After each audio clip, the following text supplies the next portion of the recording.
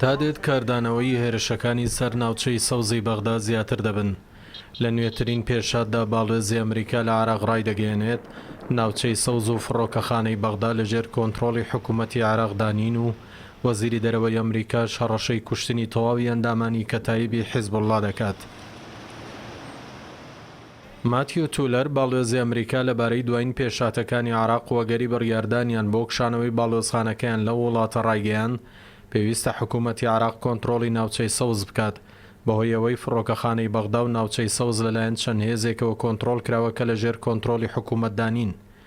تولەر دەژڵێت هێرشە موشەچیەکان زیادیان کردووە و دەوڵەتی عێراق بە ئامانج دەکەن و لەم ڕۆژەوە پێویستە حکوومەتی عێراق ڕوبەڕوویە و جۆرە هێرش و کردەوانە ببێتەوە. ئەمەش پێش هەموو شتێک بۆ بەرگریکردن لە سەروەری عێراق.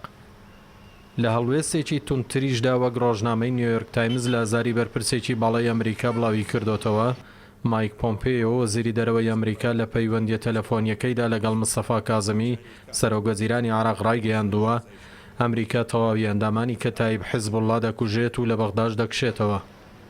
پۆمپێیۆ بە بەرپرسە باڵاکانی وەزارەتەکەی ڕاگەیاندووە بە هیچ شێوەیەک نایەوێت ڕووداوەکانی بەنغازی لە بەغدا دووبارە ببنەوە.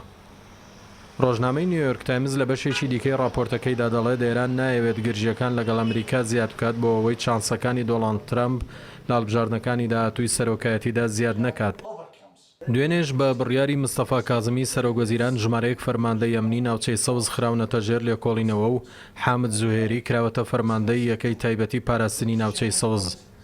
ئەمەش لە کاتێکدایە بەهۆی هێرشی گروپە چەکدارەکان لە چەند ڕۆژی ڕابردوودا ئەمریکا هۆشداری داوەتە بەرپرسانی باڵای عێراق ئەگەر دۆخەکە کۆنتڕۆڵ نەکرێت باڵۆزخانەکەیان لە بەغدا دادەخەن.